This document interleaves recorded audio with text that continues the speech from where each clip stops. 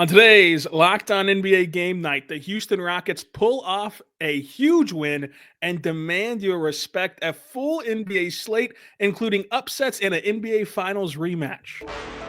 When that final buzzer rings, you know it's time for Locked On NBA Game Night.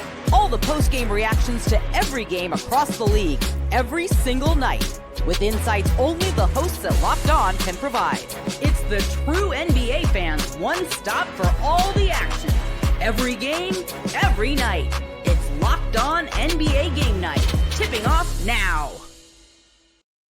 Let's get it going on Locked On NBA Game Night. I'm Rylan, Stiles, host of Locked On Thunder. That's Gavin, Schall, host of Locked On Knicks. And we have a full slate of NBA games today. Only one game on the docket tomorrow, so we were loaded up with contests in this one. Gavin, we're going to start in Cleveland, where the Cavs suffered a rare home loss, and Locked On Rockets host Jackson Gatlin is demanding you respect the Rockets.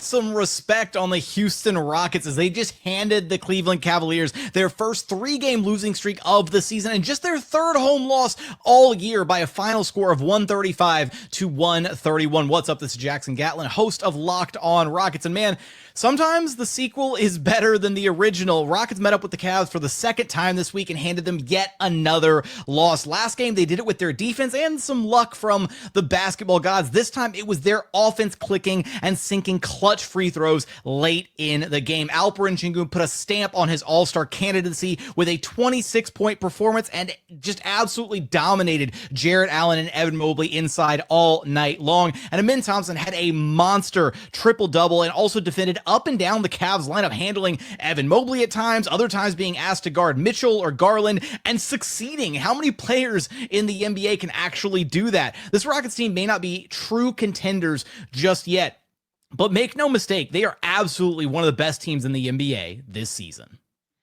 There's the case for the Rockets being one of the best teams in the NBA, and this win really does boost the resume, Gavin.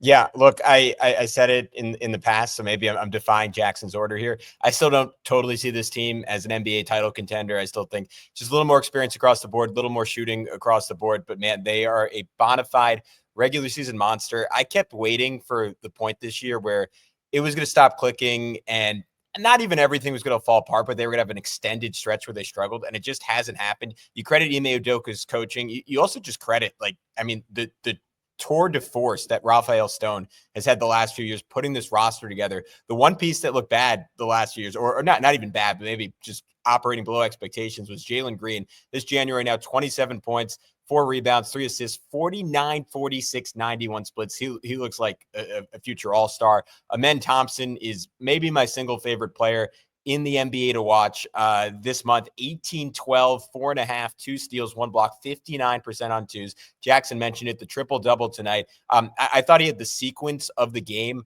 where Cleveland went on that run to tie it at 124 apiece, and Houston closes this thing out with a 10-2 burst. And it all starts because Amin Thompson beats, it was kneeing to a loose ball with 140 left in the game, leads to 2 Chengu free throws. He misses a second. They get an offensive rebound. They have another one that Mitchell throws off of Mobley. And then from there, Chengu missed jump hook. Third offensive board of the possession. Thompson put back jam.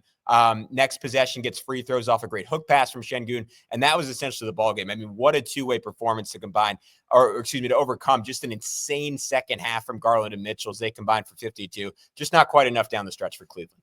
Yeah, not quite enough. And as much as Jackson's impassioned play really tried to pull on the heartstrings, tried to move me, I just can't see this team doing anything legitimate in the playoffs without a top-notch score, which they don't have. However, I am so curious how far that defense can take them. I don't think they're going to title, but could they win 2 series in the West playoffs with this caliber of defense? We'll see how the bracket falls for them. But that was not the only big battle in the NBA. You did have a full slate of nationally televised games, including Minnesota taking on Denver in Minnesota. Let's hear from Locked On Wolves how that game went. The Minnesota Timberwolves blew out the Denver Nuggets by 29 points on a Saturday matinee at Target Center. I'm Ben Beacon, host of the daily Locked On Wolves podcast. The Timberwolves jumped all over Denver from the start, and it was all about the Wolves' offense in this game. They had 40 points in the first quarter alone, and Anthony Edwards only had 2 of them. in the opening frame. It was a completely balanced attack. Rudy Gobert did a great job distributing on the short roll, was active defensively, finished this game with 4 steals and 14 rebounds. They were active on the offensive glass. Julius Randle played a big part early. As the game wore on, Ant got more and more involved. He ended up finishing with 34 points. And again, he had just 2 in the first quarter, and the Wolves had 40 in the first quarter. He finished with 34 points and 9 assists in this game. Gobert had 14 and 14 plus 5 assists and 4 steals. And basically the whole fourth quarter was garbage time. It was a completely balanced attack for Minnesota. Points in the paint wise, the Wolves had 72. Denver had just 58.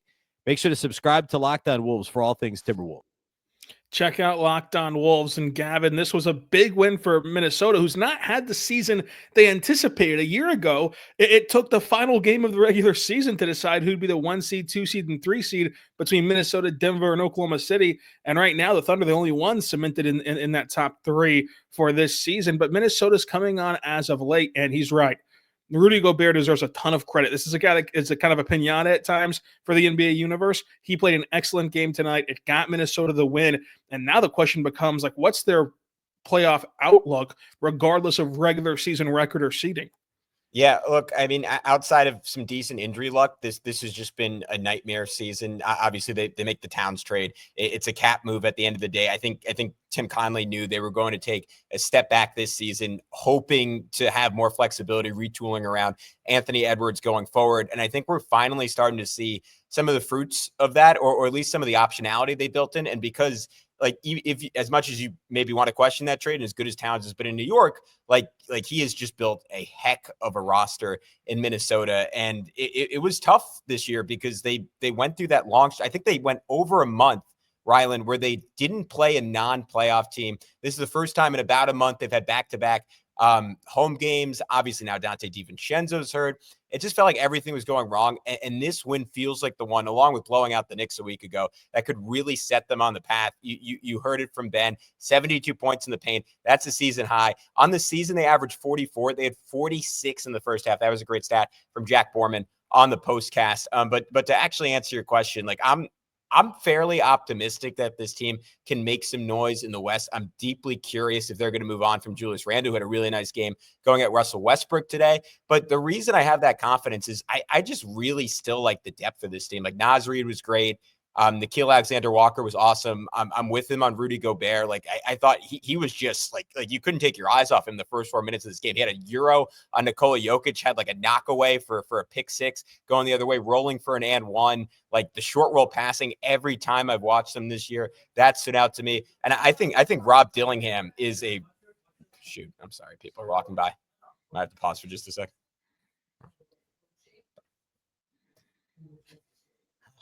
It's like 2 a.m.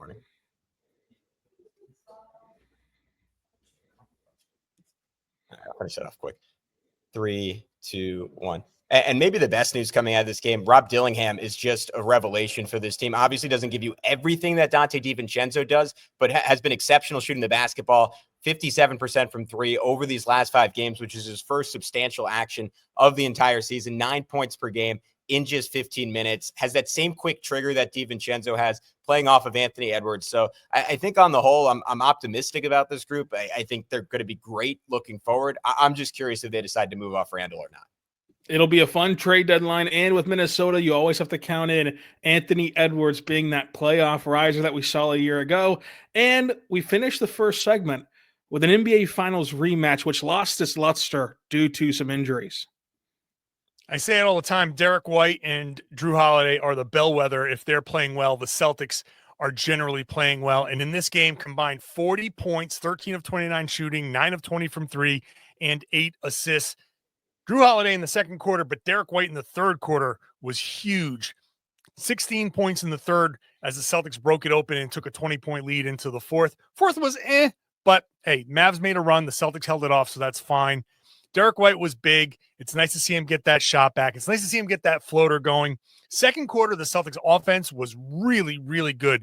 We actually saw them moving the ball, playing quickly, not holding, not bogging things down. It was really nice to see that kind of effort. And when you put that kind of effort in to the offense, it flows into the defense for Boston. And that's why they were rebounding. And that's why they were defending. And that's why they were blocking shots. They fouled too much, but They were doing all of those other things. They got onto the offensive boards, and they did enough to do what they're supposed to do against the Mavs team that's as hurt as they are.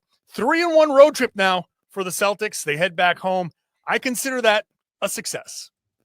A successful trip for the reigning champs coming up. There were some unsuccessful nights around the NBA, including a few upsets, which we're going to dive into.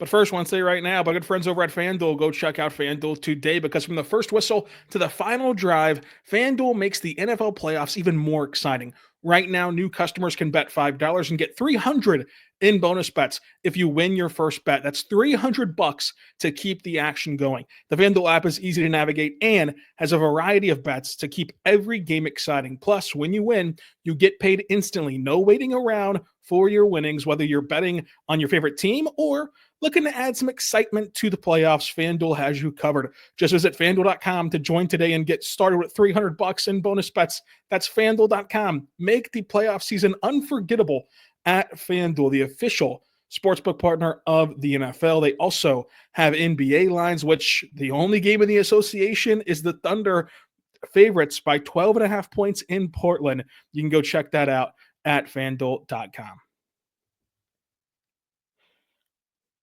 We're back on the Locked On NBA Game Night podcast. I'm Rylan Stiles, host of Locked On Thunder. That's Gavin Schall, host of Locked On Knicks. And Gavin, we did end the night on a high note. We had a 10-point win for the Clippers in a game in which James Harden just absolutely took over for this team. He ends the night with 40 points, 9 assists, 5 rebounds. He only had 1 turnover and 1 steal. Kawhi had a few highlights mixed in there as he continues to return to the hardwood and get his bearings about him. But this Clippers team gets a win at home, protecting home court against Milwaukee.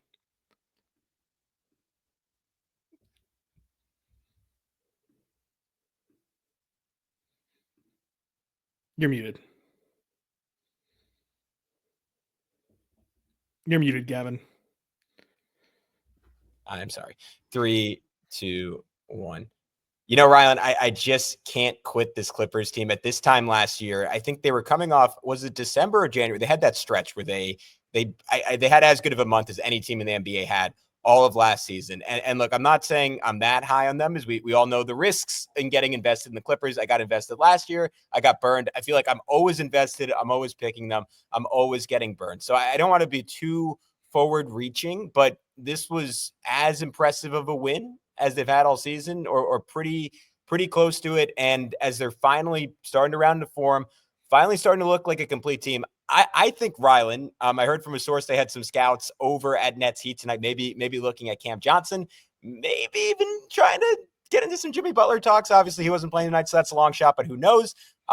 Point being, I think they're actively looking to add at the deadline and get better, because this team, again, if you get the right roll of the die and Kawhi's magically healthy, like, they have incredible talent. James Harden, you mentioned it, 15 points in a row to end the third quarter, torturing Gary Trent. Like, Gary Trent should go to the Geneva Conventions.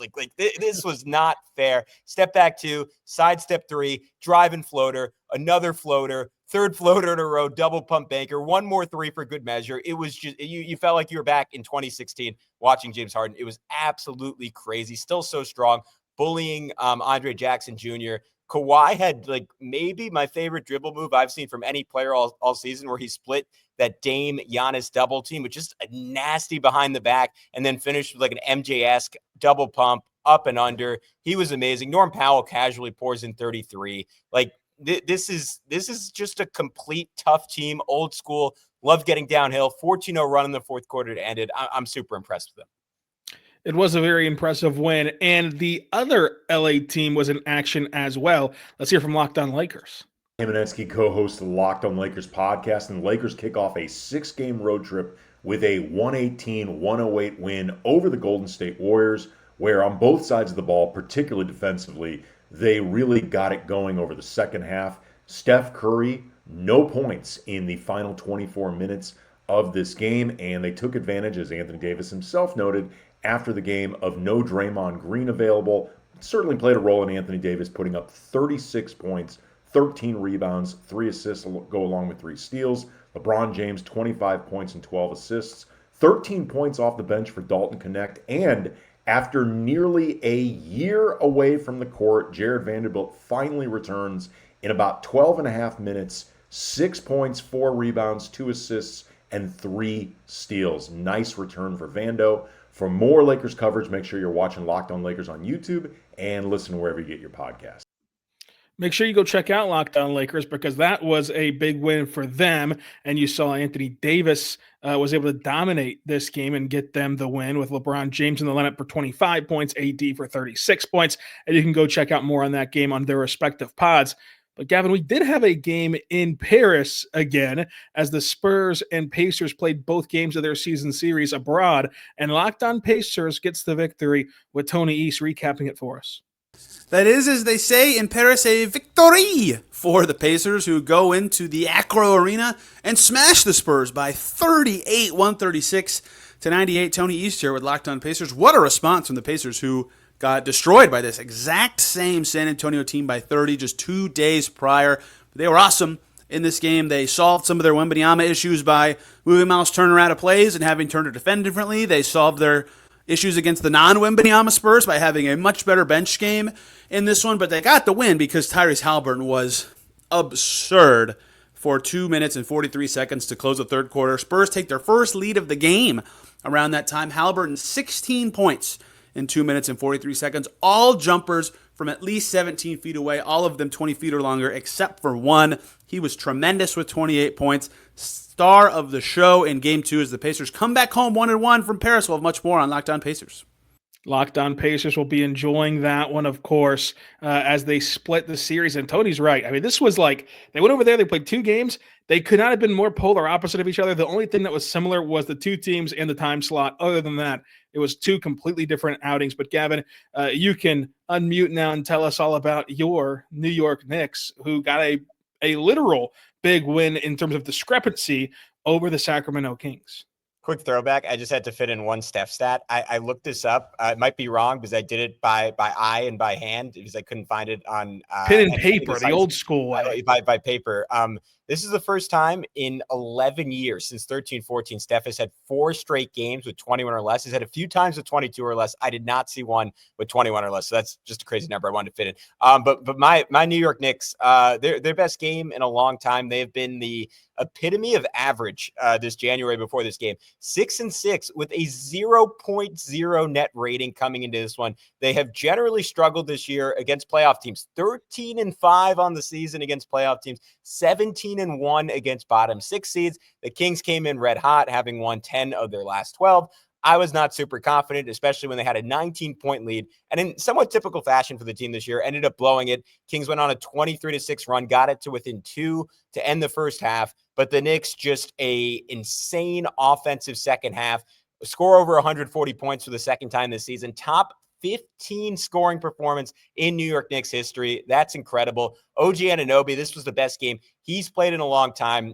He's played in every single game this year. He's playing a career high minutes, and it's been pretty clear to everyone except for Tom Thibodeau, Rylan, that he's been wearing down. Just has not been the same guy after he looked like an all-star the first 18 games of the season. He had 3 dunks in the first half, a totally acrobatic and 1 layup. The ball was pinging around.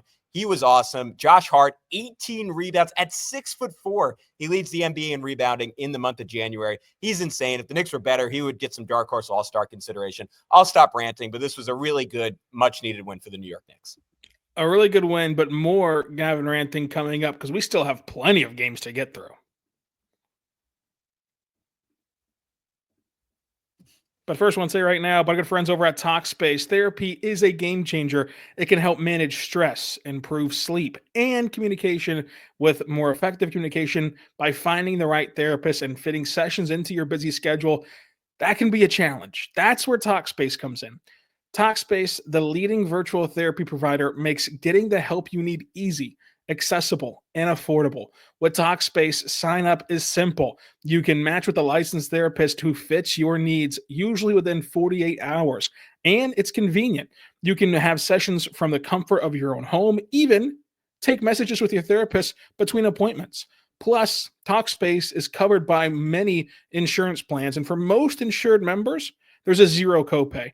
It's never been easier to prioritize mental health. As a listener of this pod, you'll get $80 off your first month with Talkspace. When you go to Talkspace.com/LockedOnNBA, enter the promo code SPACE80 to match with a licensed therapist today.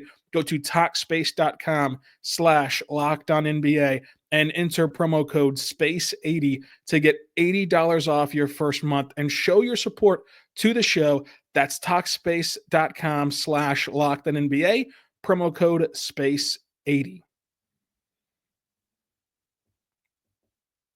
We're back on Locked On NBA Game Nights, recapping the night that was in the association. Gavin, the game was interesting as Tyler Hero was able to propel Miami to a win over Brooklyn, but you already alluded to maybe some more potentially more interesting storylines for these two teams coming off the court with the Jimmy Butler trade saga, Cam Johnson being a hot name on the trade market. What did you make from the all-encompassing night for Miami and Brooklyn? Yeah, solid win for the Heat. I want to see what direction they're in going forward. Overcome 22 turnovers by shooting 13 of 28 from three. But to your point, the bigger story, I got a little tip off. I'm at home in New York, so my sources are back. Clippers, Pelicans, Pacers, Grizzlies all have scouts at this game.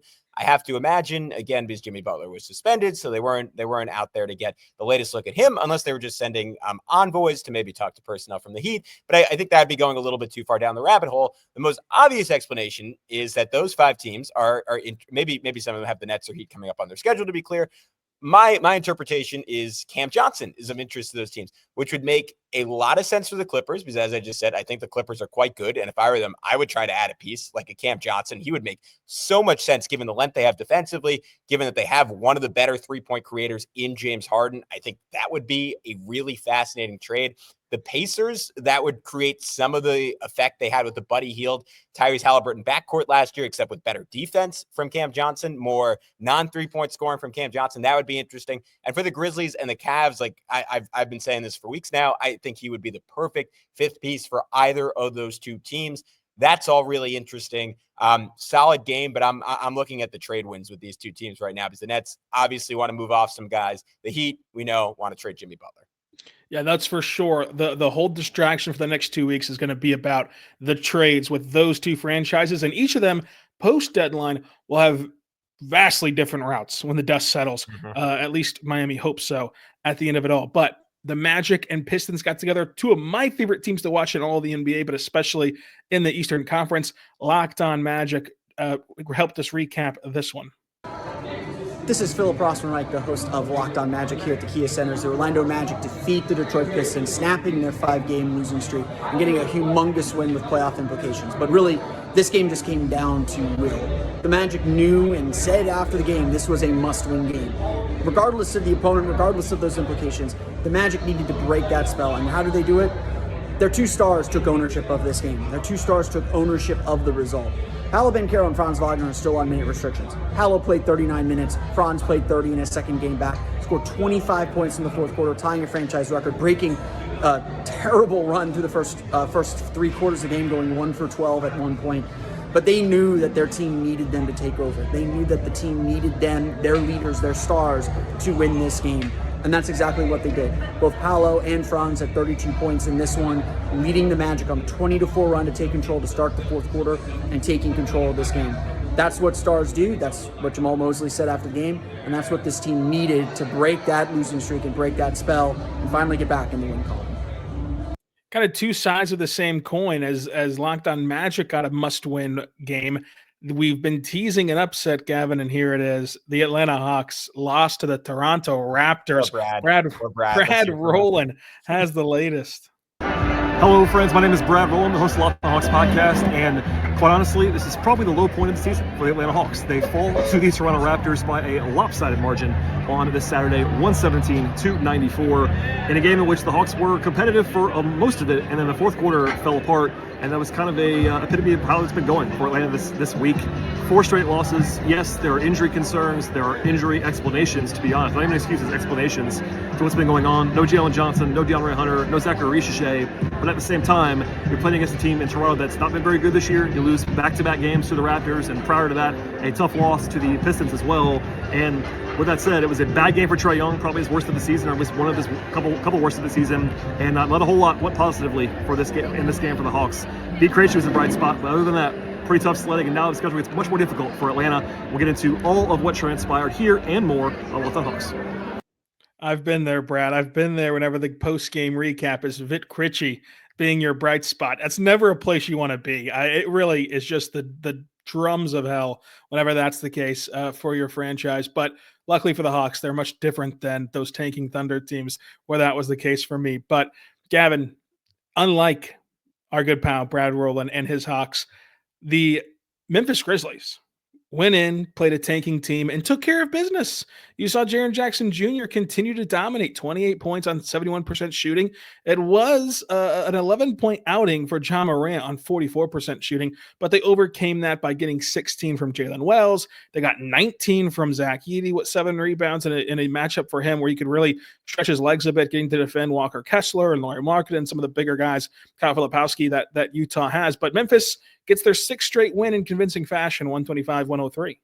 Yeah, Taylor Jenkins should absolutely be in consideration for Coach of the Year. I haven't really heard him be part of those conversations, but it's amazing what this team does. I mean, one of the most I think as of 2 weeks ago, the second most injury plagued team in all of basketball, and yet they have a top 6 record in the league with no one playing more than 30 minutes per game. I don't know how that's possible. Like there's like you heard Philip Rossman-Reich talking about wizardry. Like there's some dark magic going on in Memphis. I don't know what it is, but they just got Gigi Jackson back. They expect Vince Williams Jr. back by the end of the month. I think he could potentially be that 5th guy down the stretch to fill that hole in that starting lineup if they do not make a trade for someone like a Cam Johnson. We've heard they have some aspirations or at least have inquired about Jimmy Butler.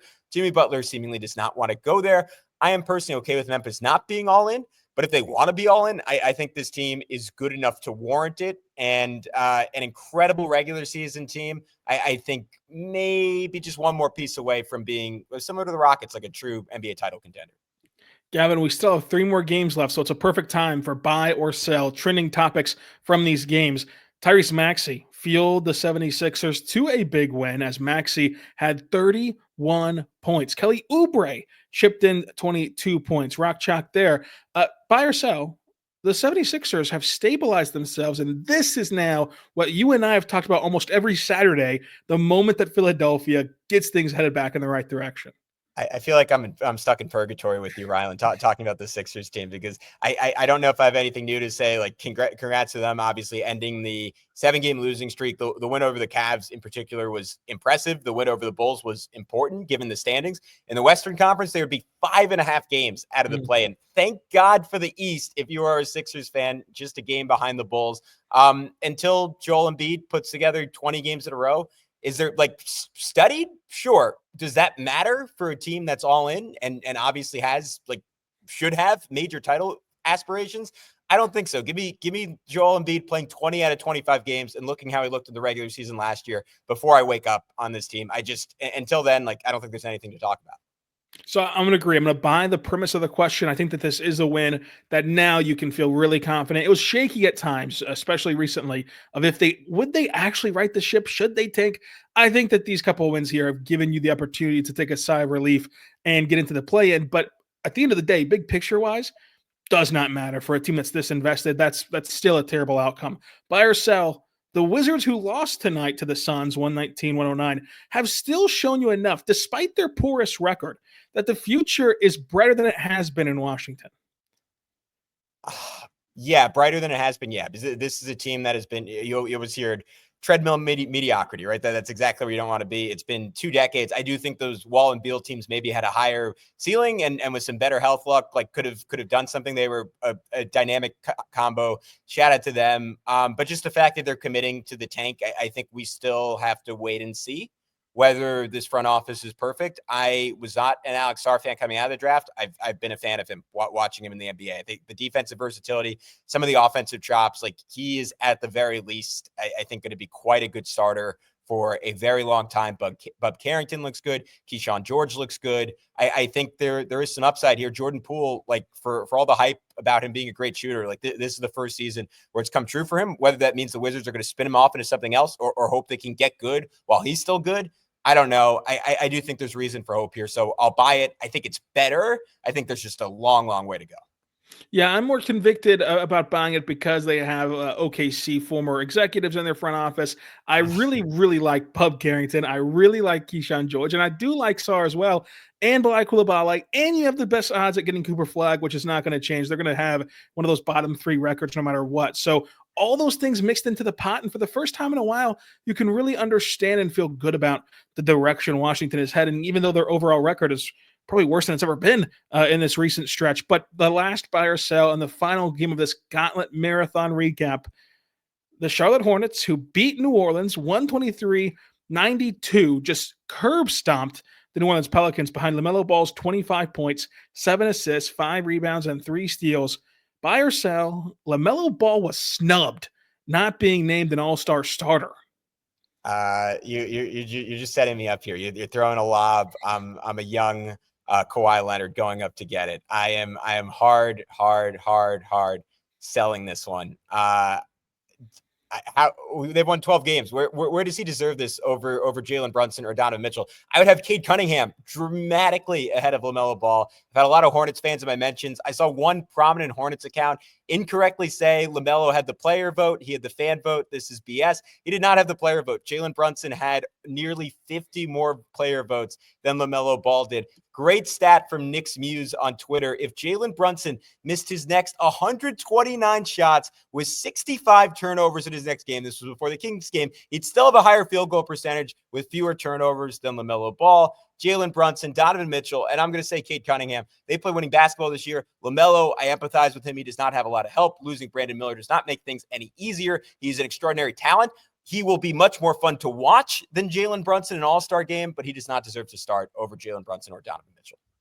I completely agree with you. I understand that he won the fan vote and that this is ultimately a fan event, but this is the reason why we have checks and balances, people. This is the reason why Zaza Pachulia is not an all-star ever because of things like this. And not that this is Zaza level, but the players and the media, I think they made the right decision on who should start. It's honestly pretty silly to even care. It's really a made-for-TV announcement because at the end of the day, you go check the basketball reference page and it just says all-star X times, not all-star starter and then all-star. You have to really know the individual player to know which years were they starting and whatnot. Shea's a 3-time All-Star. Most people don't even know he started now twice, but it just is what it is. He's still going to be an All-Star. He's still going to have a lot of highlights in that game. He'll be throwing lobs. It'll be fun in the Chase Center, and all will be right with the world for an event that most of you won't watch anyway, if the ratings are any clear indication. But Gavin, thank you for getting through this with me on another Saturday night on Locked On NBA Game Nights. Go follow him at Locked On Knicks podcast, social media. Follow me at Rylan _Stiles and Locked On Thunder. And until next time, be good and be good to one another.